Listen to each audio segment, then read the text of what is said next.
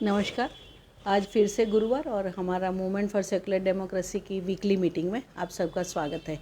हम माफ़ी चाहते हैं 10 मिनट की देरी के लिए, पर अहमदाबाद में अभी धूप काफ़ी कड़ी हो रही है और सबको लग रहा है कि अभी हम थोड़ा टाइम में चेंज करेंगे, जो करते ही है हमारा शेड्यूल में। टाइम टेबल हमारा विंटर में 5 बजे, समर शुरू होने से 5:30 को, मतलब 5:30। तो नेक्स्ट थर्सडे हम 5:30 को मिलेंगे और हमारी बात को रखेंगे। लास्ट टाइम हमने ट्रम्प साहब और ये सब पॉलिसी की बात की थी, कैसे भारतीय लोगों को लाया जा रहा है हथकड़ी पहना के और ये सब। वो बात को आज इसलिए हम कंटिन्यू कर रहे हैं क्योंकि ट्रम्प ने काफ़ी ऐसे स्टेप्स लिए कि पूरी दुनिया में उसका असर हुआ।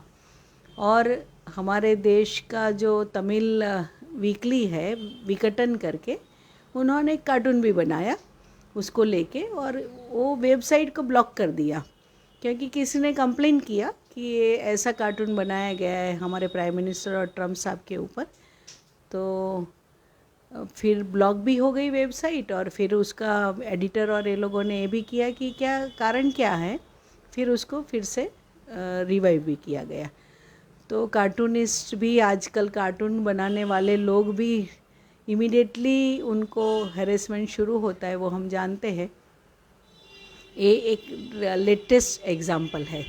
आज जो बात करने वाले हैं हमारे सेक्युलर आंदोलन के secretary, movement for secular democracy के सेक्रेटरी, आप जानते हैं, द्वारिकानाथ रथ। और वो काफ़ी पूरे देश में अभी घूम रहे हैं सिटीजन्स मूवमेंट के लिए। तो वो बात रखने वाले हैं कि ट्रम्प की जो पॉलिसी है, उनकी पॉलिसी, और हमारे प्राइम मिनिस्टर साहब ने जो अमेरिका का मुलाकात किया उसके बारे में वो बात करेंगे। आप जानते हैं हमारे स्पीकर को, उनके इंट्रोडक्शन की ऐसे तो ज़रूरत नहीं है। मैं उनको रिक्वेस्ट करती हूँ कि ट्रम्प की पॉलिसी और हमारे प्राइम मिनिस्टर की अमेरिका विज़िट के बारे में वो हमें डिटेल में बताएं।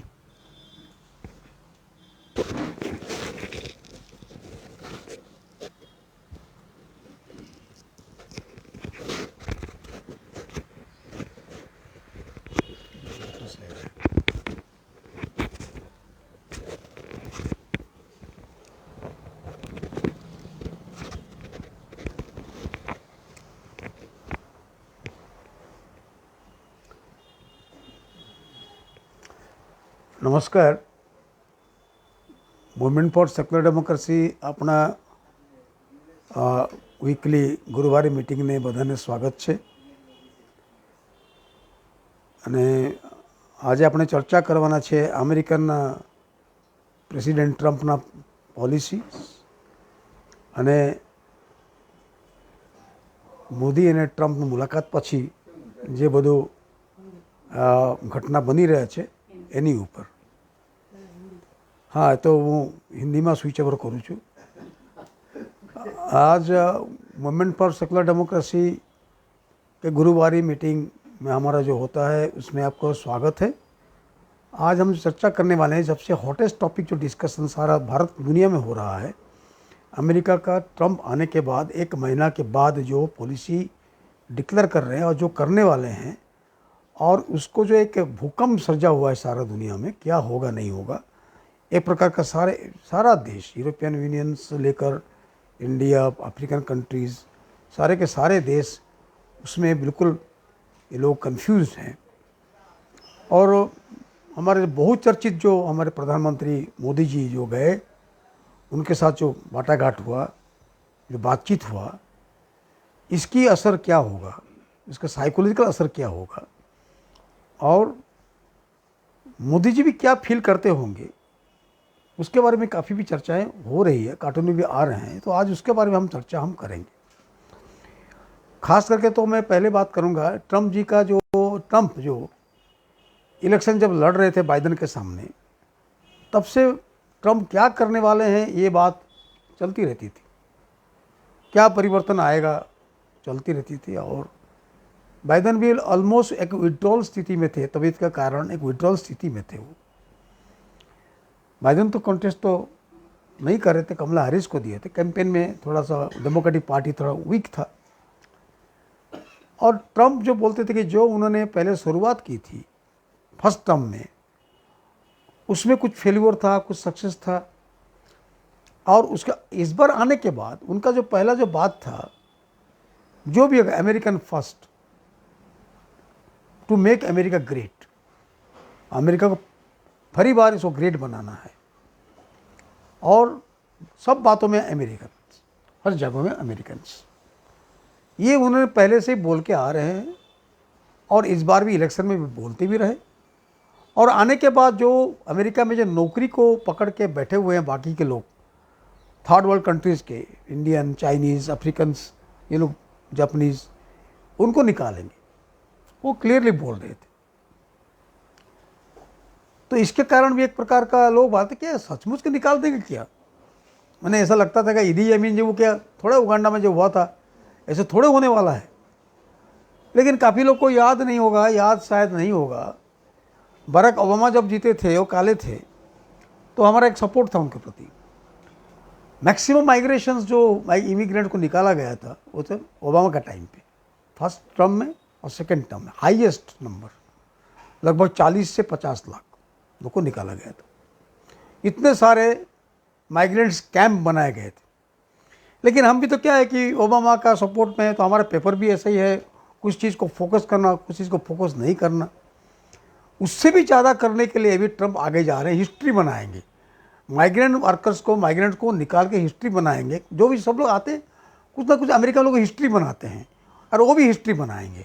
तो हिस्ट्री बनाने के लिए वो प्लान उनका था कि हिस्ट्री बनाएंगे।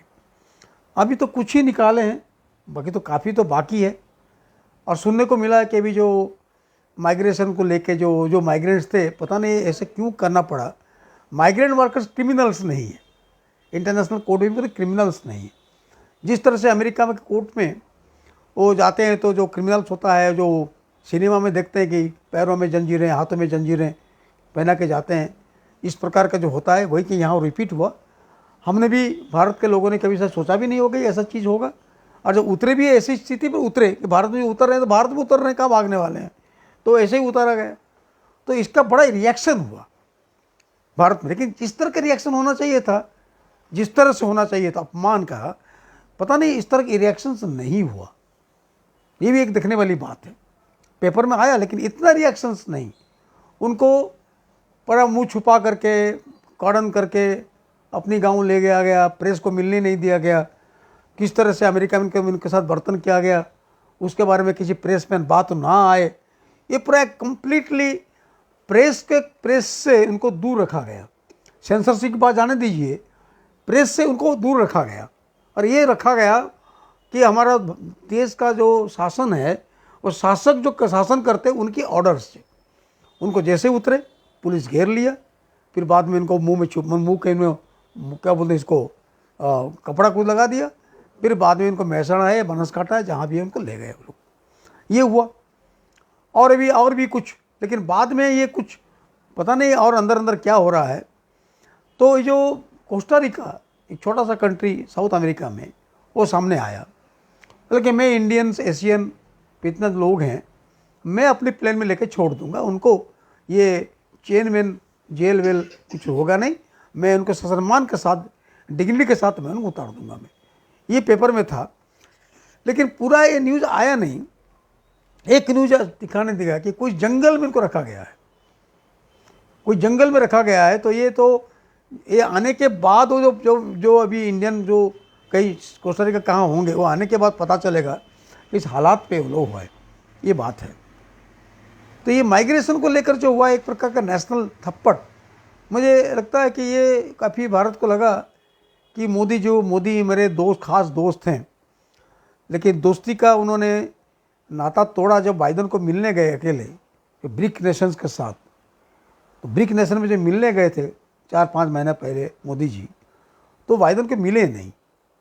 इलेक्शन का प्रोसेस चल रहा था, बाइडन को लग गया, वो मन में क्या लगता होगा सर, ये मोदी को लग गया, ये आदमी कैसा है, मुझे कल ही बोलता था और अभी मुझे मिलने तक नहीं आया। इलेक्शन जब चल रहा है, उसको क्या लगता है बाइडन ये डेमोक्रेटिक पार्टी जीत जाएगा, हरी जीत जाएगा, तो देख लूँगा उसको मैं। तो ये पूरा उसको, और जब इनाग्रेशन हुआ, जो शपथ विधि जब हुआ, तो मोदी जी को बुलाया नहीं गया, ही वॉज नॉट इन्वाइटेड। ये बात अभी नहीं आ रहा है। बात आ रहा है कि अदानी, अंबानी को बुलाया गया था। अंबानी को बुलाया नहीं गया था, अंबानी अपनी टिकट परचेज करके गए थे, लेकिन अंबानी ने बताना चाहा कि मैं जाना चाहता हूँ। ये अदानी के सामने एक केस है। तो अदानी और अंबानी की जो कॉन्ट्राडिक्शन का फ़ायदा लेते हुए अंबानी वहाँ जाकर वो जो सेरेमनी में, ओथ टेकिंग सेरेमनी में हाजिर है। ये भी पॉलिटिक्स चलता है था। अदानी के सामने केस चल रहा है, तो मोदी जी मिलने नहीं गए। फिर अभी मोदी ये भी गए मिलने। जब मिलने गए तो ये बताया कि अभी तुमको बता दूंगा मैं क्या हूँ। तो मुझे बड़ा ये जंगल बुक, हमने बचपन में जंगल बुक, हम कार्टून देखे हैं, डॉक्यूमेंट्री देखे हैं, बड़ा दानव के सामने कोई खड़ा रहता है तो जैसे जैसे कैसे चेहरे होते हैं, मिलने का ढंग और बातें करने का ढंग और बाद में जो उंगली बताने का ढंग, ये सारे चीज़ों में जो हुआ, तुमको उनको मैंने ट्रंप ने मोदी को बता दिया मैं कौन हूँ, तुमको पता है। तारीफ मीन्स तारीफ, तारीफ में कोई ये नहीं होगा। तारीफ मीन्स बिजनेस जो होता है, बिजनेस मीन बिजनेस, ये बताया उन्होंने। तारीफ मीन्स तारीफ, इसमें कोई मैंने ये नहीं होगा। और इसको मान लिया, और इसको मोदी ने चुप होकर मान गए, कुछ भी नहीं बोले, नथिंग, ये कुछ बोले तक नहीं। और या बोले तुमको ये प्लेन लेना पड़ेगा, तो प्लेन ज़रूरत है या नहीं है, उनके गैरेज को खाली करना है। तो गैरेज खाली करेंगे तो पायलटलेस जो इनका जो है, जो फाइटर है, क्या नाम है उसका, F-35 में वो पायलट फ्री, पायलट नहीं होगा। हाँ होगा, वो पायलट नहीं होगा, बाद में आने वाले में पायलट नहीं होगा। तो वहाँ आने के लिए उनको गाड़ी खाली करना पड़ेगा। तो उसको ये तुमको लेना पड़ेगा। इसको ज़रूरत है या नहीं है, तो आप इसको कहाँ रखेंगे, किसके सामने फाइट करेंगे, हमारा कोई प्लान नहीं है। मैं of course we are all Indians, हम भी अपने इंडियन के इंटरेस्ट भी देखेंगे हम लोग, क्योंकि जो भी परचेज होगा, जो भी आएगा, वो हमको देना पड़ता है। हम इसको टैक्स देते हैं, तो इसमें हमारा भी हम सवाल भी कर सकते हैं। तो ये बात जो हुआ, तो तुमको लेना पड़ेगा। हाँ जी लेना पड़ेगा, तो लेंगे हम, आप बोल रहे तो हम लेंगे। तो वो एक प्रकार का जो प्लेन था, बड़ा मिस्टीरियस प्लेन था, जिसके 1 कलाक में 30 लाख का पैसा खर्चा होता है। एक घंटा जो उड़ता है उसका खर्चा 30 लाख रुपीज़ है। तो ये 30 लाख रुपीज़ जो खर्चा होता है तो बहुत कॉस्टली है। बाकी जो मिग है, सोयूज है, और बाकी भी है, इससे काफ़ी खर्चा भी है। इतना सा ज़रूरत है क्या? अभी इंडिया किसके सामने वार करेगा, ये इसको लेकर किसके सामने वार करेगा, वो भी एक बात भी है। तो ये अमेरिका जहाँ वार कर रहा है वहाँ जाके वार करेगा, अमेरिका के फेवर में वार करेगा, आजकल ऐसा होता है। तो ये जो भी बोला मैंने, वो ट्रंप ने बोला, तो मोदी राजी हो गए। और राजी हो गए, ये काफ़ी लोग को, हमारा इंडिया में जो लोग थे देखते थे पूरा, बहुत इंटरेस्टेड हैं, उनको सेंटिमेंट में बहुत ये हुआ, मैंने आघात हुआ। हमारा प्राइम मिनिस्टर कैसे बिहेव कर रहा है, मैं भी फील कर रहा हूँ।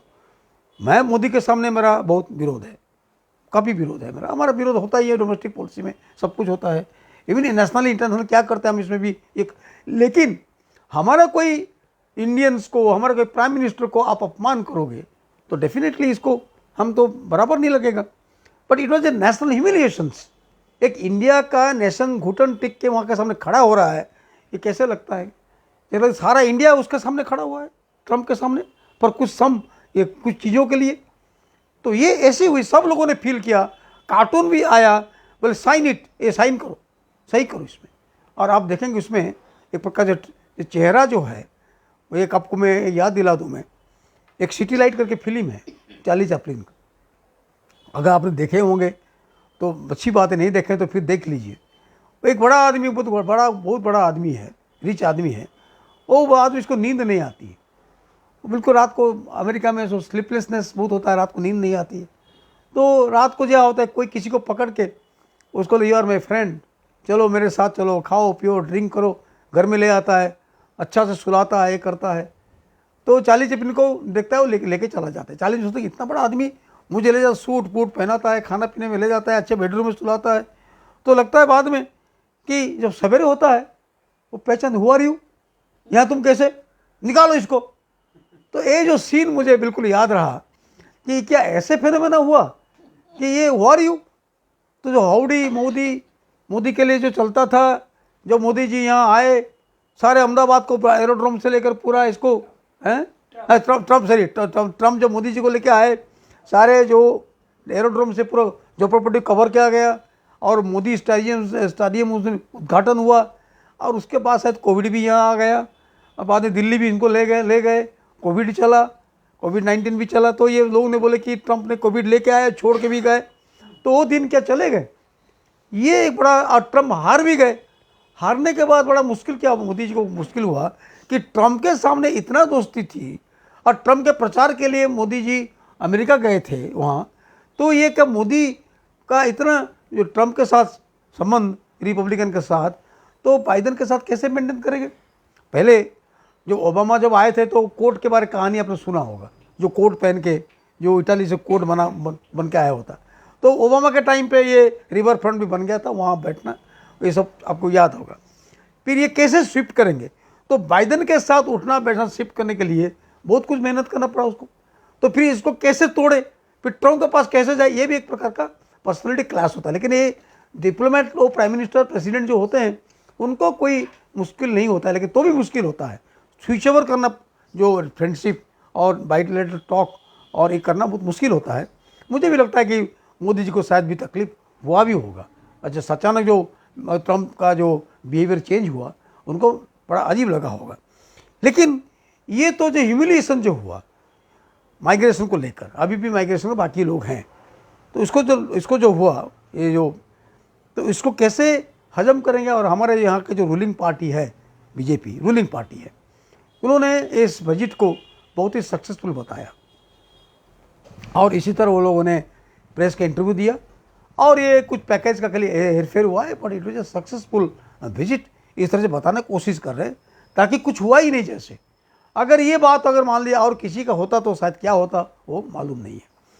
तो अभी जो बात है, जो हमने, मुझे लगता है सब लोग चर्चा करें इसको लेकर, मैं तो खाली लगता है कि सब चर्चा कर चुके हैं, मैं इसको रिपीट ही कर रहा हूँ। मैं मुझे लगता है कि इसको चर्चा का आज इस टॉपिक में चर्चा मेरे करने की ज़रूरत शायद नहीं था। लेकिन आज अमेरिका का जो ट्रंप आने के बाद जो 1 महीना जो हो गया, उनका जो हुम्बी तुम्बी धमकी जो बात है, उन्होंने बता दिया कि यूक्रेन का जो जेलेंस्की जो है, उसको बोले तुम रेस्पॉन्सिबल हो वार के लिए।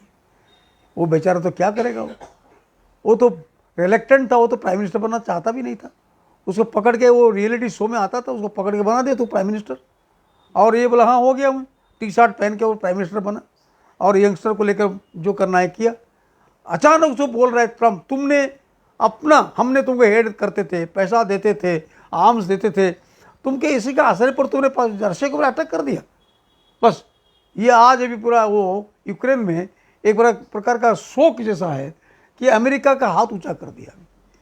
फिर सडनली ये पुतिन के साथ में एक धर्म महरम जो प्रेम भावना ट्रंप का, ये मोदी जैसा तो नहीं है, लेकिन पुतिन मोदी नहीं है, तो पुतिन के साथ फिर मैंने जैसे बहुत पुराना दोस्ती है। आपको पहले जो ट्रंप जीत के आए थे, तो फिनलैंड में उनका हेलसिंकी में फर्स्ट मीटिंग उनको हुआ था, हेलसिंकी में फर्स्ट मीटिंग हुआ था, दोनों को मिले थे।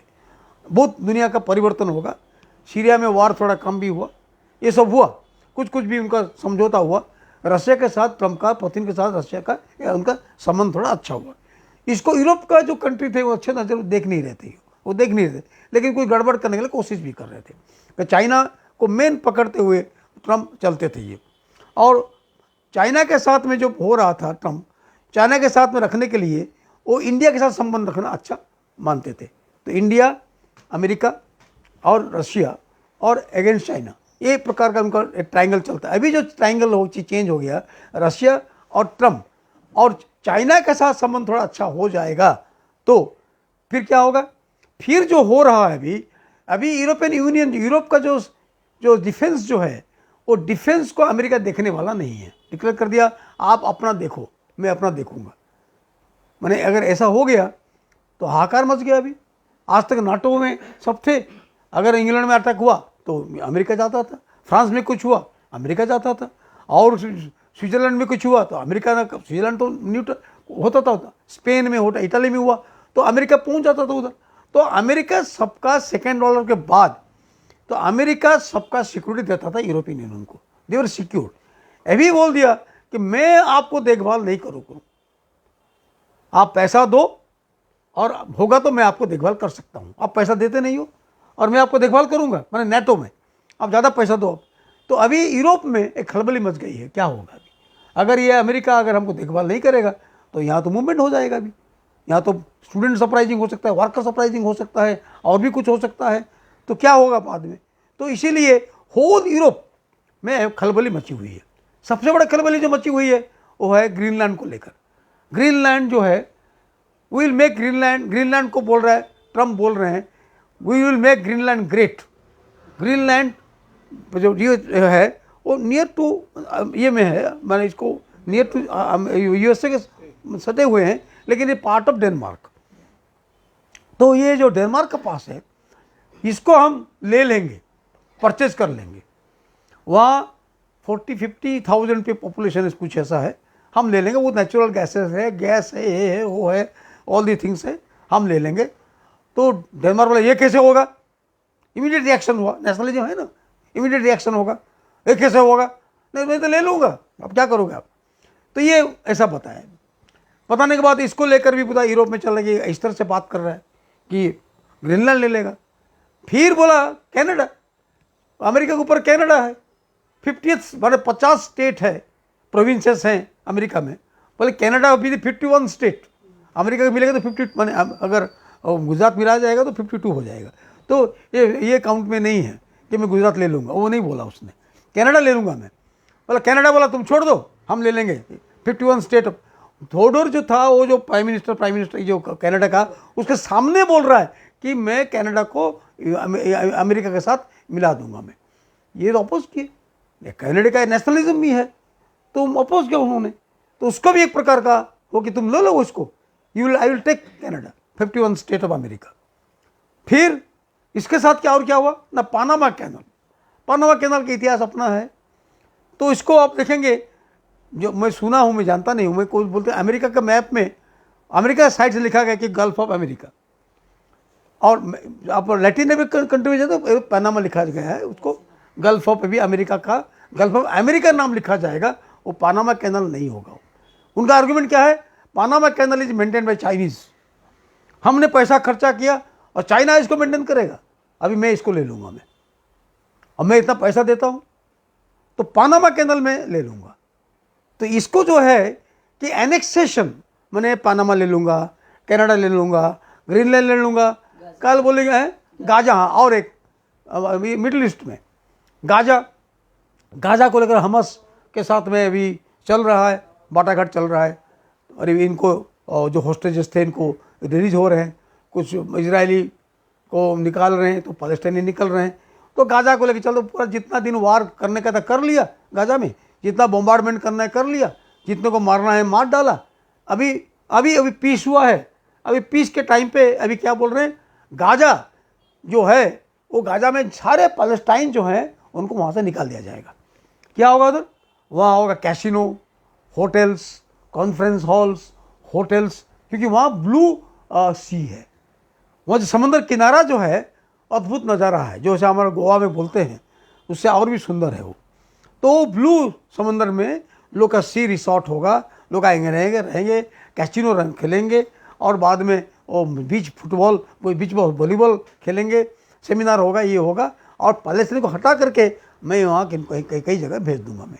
ये जो बता रहे थे तो जॉर्डन और इजिप्ट, जॉर्डन जो अमेरिका का पिट्ठू है मिडिल ईस्ट का, और इजिप्ट भी जो थोड़ा बहुत भी है, जॉर्डन कुछ बोला नहीं, इजिप्ट थोड़ा मरमरिंग किया। और अरब कंट्री का क्या पोजीशन है बोलना भी मुश्किल है, क्या अमेरिका की तरफ ही है या नहीं है, अभी क्या होगा नहीं होगा बोलना मुश्किल है। तो अभी जो गाजा में पैलेस्टाइन को हटा कर उसी जगह में जो पैलेस्टाइन का राइट था, जो अब तक लड़ते रहते थे, उनको हटा करके वहाँ रियल स्टेट बना जाएगा। इसीलिए वो करण थापर का शो में, करण थापर जो शो में जो बातचीत चलता था, जो आए थे, बोले वो ट्रंप जो है वो पहले रियलिटी शो करते थे टीवी में, वो रियलिटी शो करते हैं ना, लोगों को बात करते हैं, बहुत ही हंसी मजाक करते हैं। तो रियलिटी स्टेट से वो रियल स्टेट का धंधा भी करते थे। जब बने थे पटना, सॉरी पूना में, उनका रियल एस्टेट का धंधा भी है। इंडिया में धंधा था, वो पूना में था। तो real estate, reality show to real estate की तरफ वो जा रहे हैं, ताकि गाजा में वो रियल स्टेट बनाएंगे, बड़े बड़े बिल्डिंगें बनाएंगे। इस तरह का जो पागलपन, जिसको पागलपन हम तो कहते पागलपन कहते हैं, ऐसे पागलपन तो हिटलर ही बात करते थे। तो हिटलर की जो बातों जो था ऐसा ही पागलपन ही था। तो इस तरह का जो पागलपन जो कर रहे हैं, तो अभी सारा दुनिया, यूरोप हो, एशिया हो, अफ्रीका हो, कहीं कुछ साउथ अमेरिका हो, सब जगह में एक प्रकार अनसर्टेनिटी फैली हुई है। क्या होगा? इमिग्रेंट जो हैं अभी अमेरिका में, जो वीज़ा लेके बैठ गए हुए हैं, जिनके पास वीज़ा ख़त्म हो चुका है, अभी उनको घर में चल रहा है क्या होगा क्या होगा क्या नहीं। भारत में जो बैठे हुए हैं, मेरा लड़का का क्या होगा, मेरे लड़के का क्या होगा, उसको डॉलर नहीं आएगा, कभी इसको निकाल देंगे, कभी जेल में डाल देंगे। अभी अशांति एक प्रकार का एक माने ghost is hunting, American ghost, Trump is माने hunting the whole of the Indians though just staying in America, वो चल रहा है अभी। तो इमिग्रेंट्स, जबकि इमिग्रेंट का हिस्सा इतिहास क्या अमेरिका का, ये अमेरिका बनी कैसी, how it was be form. America बना, आप जानते हैं ये ब्रिटिश का कॉलोनी था, फ्रेंच के सहायता में उन्होंने आज़ादी की लड़ाई हुई और इक्वलिटी फ्रेटर्निटी का जो पहला प्रयोग अमेरिका में हुआ। तो फिर बाद में वहाँ अमेरिका एक नेशन बनने का नेशन, उस नेशन का इतिहास है। मॉडर्न कैपिटलिज्म, मॉडर्न कंट्री, उसका एक इतिहास, constitution making, Abraham Lincoln, Roosevelt, ये सब लोग जो है उनका लंबी इतिहास है। लेकिन काला और गोरा का लड़ाई भी इसमें भी है। तो ये जो है, तो अमेरिका को बनाना बहुत पोटेंशियल रिसोर्सेस है, एग्रीकल्चर भी है, मिनरल रिसोर्सेज भी है, सी भी है, लोग कम है, क्या करेंगे, तो उनको जाके अफ्रीका से पकड़ पकड़ के वो लोग ले आते थे यहाँ। लोग एक जिसको हम कहते कितदास स्लेव्स, निग्रो स्लेव्स को ले आते थे और बिक्री होता था ये अमेरिका। फिर उन्होंने अमेरिका को बोला new world order, new world order, बोला ये नया दुनिया है, आइए, वेलकम वेलकम वेलकम। तो ईस्टर्न यूरोप में उस समय पर क्या होता था कि वहाँ बहुत सारे इंडस्ट्रियल स्ट्राइक होता था, इंडस्ट्रियल स्ट्राइक बहुत होते थे। जो इंडस्ट्रियल स्ट्राइक में जो वर्कर्स को निकाल दिया जाता था, तो सारे वर्कर्स को वेलकम किया जाता था कहाँ, वहाँ अमेरिका में।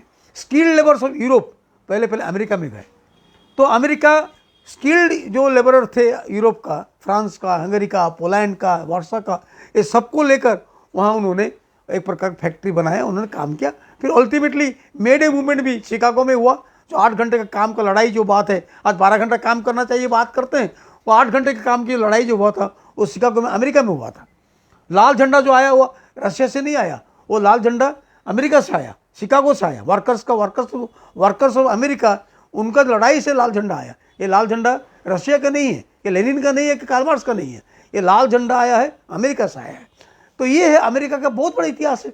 लेकिन अभी एक सेकेंड वर्ल्ड वॉर के बाद एक जो जर्मन का पतन जो हुआ, फर्स्ट वर्ल्ड वॉर गया, सेकेंड वर्ल्ड वॉर आया, ख़त्म होने के बाद डॉलर सामने आया। ये डॉलर आने के बाद फिर बाद में दुनिया में अमेरिका जो है कि एक नंबर 1 कंट्री, ये डॉलर नंबर 1 कंट्री इसके हिसाब से आया। यूरोप सरेंडर किया, इंग्लैंड का पतन, फ्रांस का पतन, जर्मनी का पतन, राइज अप अमेरिका, ये हुआ।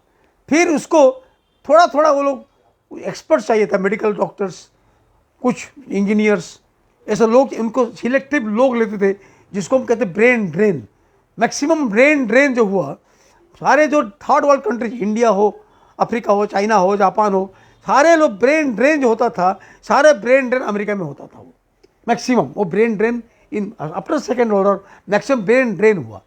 अभी मानो के सब सपना देखने लगा अमेरिका जाएंगे, पैसा कमाएंगे और वहाँ जो रूटलेस के हिसाब से रहेंगे। कोई पूछे, यूरोप में हिस्टोरिकल कंट्री है, उसमें शर्म भी है, बहुत कुछ उसमें है, लेकिन अमेरिका में कुछ भी नहीं है, मानो no history, no culture, no वे।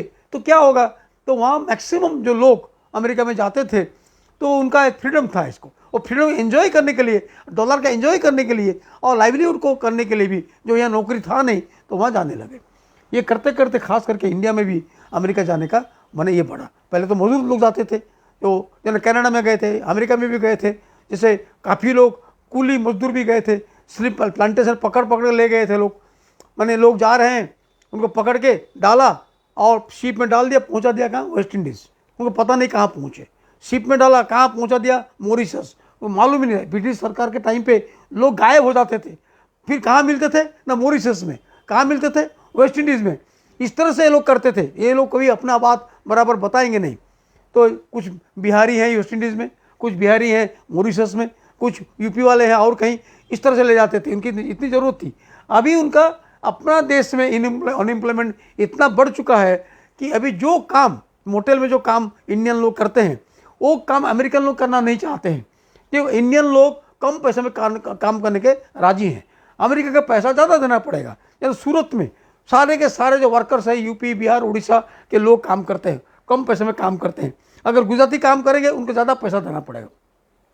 लेकिन बिहारी यूपी उड़िया लोग सूरत से चले जाएंगे तो सूरत का इकोनॉमी पूरा ठप हो जाएगा, गुजरात का इकोनॉमी पूरा ठप भी हो जाएगा। सोल्स अमेरिका में भी ऐसा ही है। तो अमेरिका का जो था कि ये लोग जो जाते हैं बाहर से जाते हैं उनसे काम करवाते हैं, वो एक प्रकार का अंडरस्टैंडिंग चलता था। लेकिन इमिग्रेशन इतना बढ़ गया था बाद में, ओबामा प्रॉमिस करके मैक्सिमम 2 फेज में 2 टर्म में उन्होंने मैक्सिमम लोग को निकाला, लेकिन ये बिल्कुल दबा दबा था बात को। अभी इमिग्रेशन को लेकर सारा दुनिया में चल रहा है। फ्रांस भी बोल रहा है मैं निकालूंगा, जर्मनी भी बोल रहा है मैं निकालूंगा, ऐसे चल रहा है, सब जगह में चल रहा है। तो ऐसी स्थिति पर जो अमेरिका की जो बात अभी है कि ये जो खलबली मची हुई है सारा दुनिया में, एक अनिश्चितता है, भय, एक डर, और भारत में भी काफ़ी डर पैदा हो गया है। महसाणा का लोग जो लोग गए थे पहुंच नहीं पाए।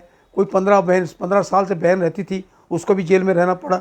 और भी कितने लोग को निकालेंगे और कितने आएंगे, ये तो कितना दिन चलेगा पता नहीं। अभी तो 1 महीना ही हुआ है, क्या चलेगा पता नहीं। और लेकिन बाद में वर्ल्ड सिचुएशन क्या होगा, जिस तरह से डिक्टेशन कर रहा है ट्रम्प, क्या वर्ल्ड का सिचुएशन हो, क्या अगर वार होगा, वार हो सकता है क्या, क्या किसी किसी कंट्री के साथ वार हो सकता है, यूरोपियन यूनियन में क्या होगा, ब्रिक्स कंट्री में क्या होगा, इंडिया की स्थिति क्या होगा।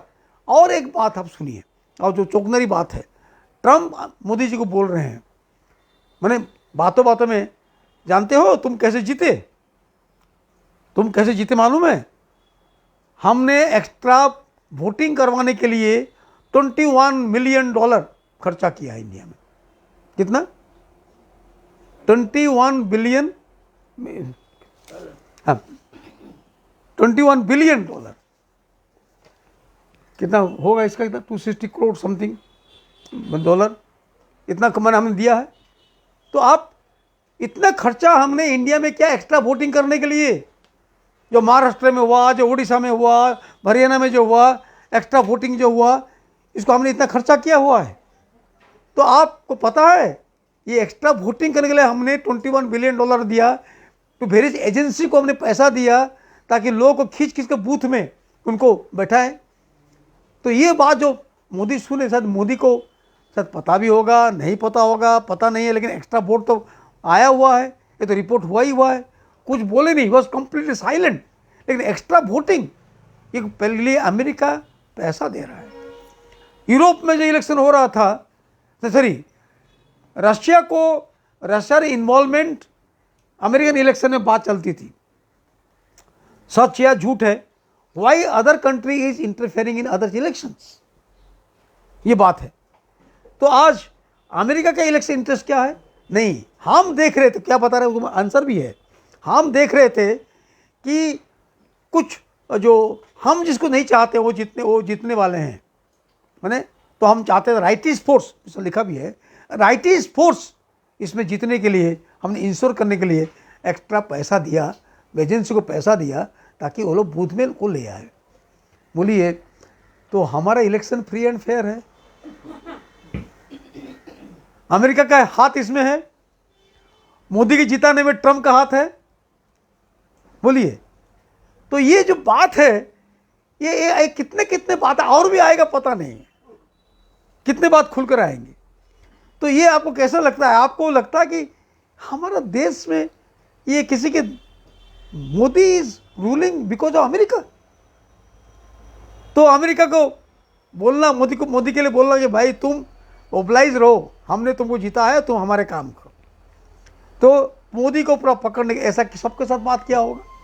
अब ईरान को ऊपर नज़र उनका है, ईरान को ख़त्म करना चाहते हैं। ईरान को ख़त्म करने के लिए ऑयल का जो था, ऑयल का धंधा करते थे, ऑयल को पूरा धंधा बंद करवा दिया। अब ईरान को ख़त्म करना है, ईरान एक सेपरेट स्टैंड लेता है पैलेस्टाइन के बारे में, इजराइल के बारे में, तो इसको ख़त्म करना है। तो क्या करना पड़ेगा, वो बहुत बंकर बनाए हैं, वो बंकर को तोड़ने के लिए 300 टन बॉम्ब कितना डालना पड़ेगा। इतना डालने के लिए आपको बहुत बड़ा प्लेन लेना पड़ेगा, इतना लेना मुश्किल है। तो कैसे करेंगे, अभी प्लान नहीं हुआ है।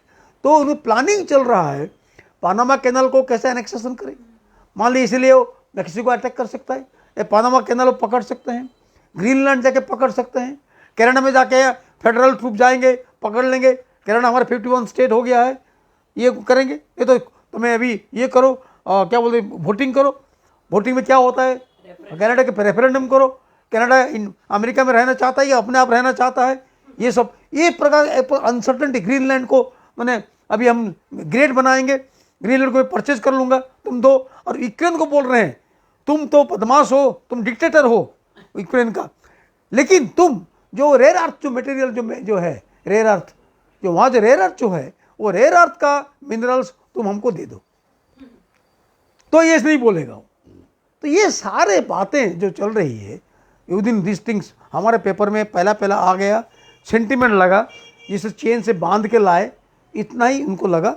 और थोड़ा जिस तरह से पूरा ये मोदी जी ट्रम्प के सामने खड़े भी नहीं हो पा रहे, ठीक से बात भी नहीं कर पाते, एक नेशनल ह्यूमिलिएशन था, it was a national humiliation था।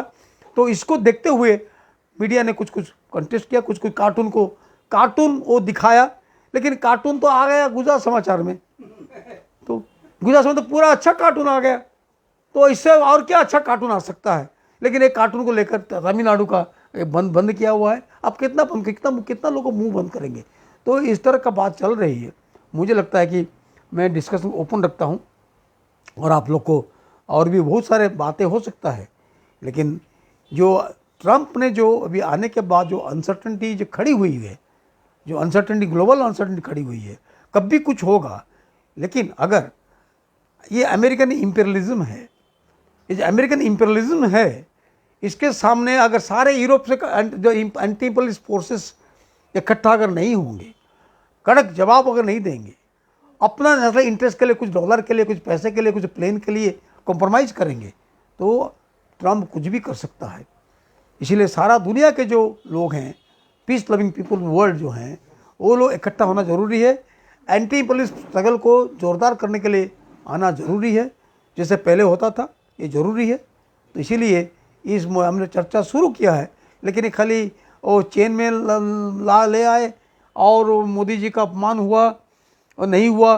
बीजेपी वाले बोलते मोदी जी का अपमान कुछ नहीं हुआ, ठीक हुआ है, ये हमको उनको लगता नहीं है। तो ये हो गया है। तो ऐसा होगा तो आने वाला दुनिया में खतरा है। पनामा में कुछ भी हो सकता है, ग्रीनलैंड में हो सकता है, कनाडा में हो सकता है। कनाडा तो नाटो का पार्टनर है, ये पार्टनर कोई छोटी मोटी बात नहीं है। वियतनाम वार में ज्वाइन किया था वियतनाम के साथ, ये अमेरिका के साथ, ऐसे पार्टनर है वो। तो ये कुछ भी हो सकता है। तो इसके लिए क्या है कि और हमारे यहाँ भी कुछ भी हो सकता है। ये लोगों ने पहले से ही भारत में कुछ ना कुछ गड़बड़ी करने की कोशिश की हुई है पहले। और अगर इलेक्शन में अगर पैसा देकर वोटिंग करवाते हैं ताकि मोदी को जिताने के लिए, और क्या क्या नहीं करते होंगे, बहुत कुछ किया हुआ है। उसको तो इसका आज का चर्चा का ये नहीं है, लेकिन इसीलिए ये खाली चर्चा की बहस ना हो जाए। एक ग्लोबल मूवमेंट जो चल रहा है एंटी इंपीरियलिज्म के खिलाफ, यूएस इंपीरियलिज्म जो है उसके सामने, नेटो के सामने, उसके लिए एक मूवमेंट खड़ी हो। और एक बात कहूँ कि ये जो ट्रम्प आने के बाद कहीं भी कम्युनलिज्म हो सकता है, इथनिक क्लिंसिंग भी हो सकता है, कास्ट राइट भी हो सकता है, ह्यूमन राइट वायलेशन भी हो सकता है, सब कुछ हो सकता है। तो सारे democratic forces, secular minded forces जितने लोग हैं, तो उनको आज इकट्ठा होना पड़ेगा। आज अगर एक होकर एक लोग के ह्यूमैनिटी के लिए सामना करना पड़ेगा। इतना कहकर मैं बात को मैं पूरा करता हूँ। मैं आप लोग इन्वाइट करता हूँ, आप लोग इसको आगे बढ़ाइए।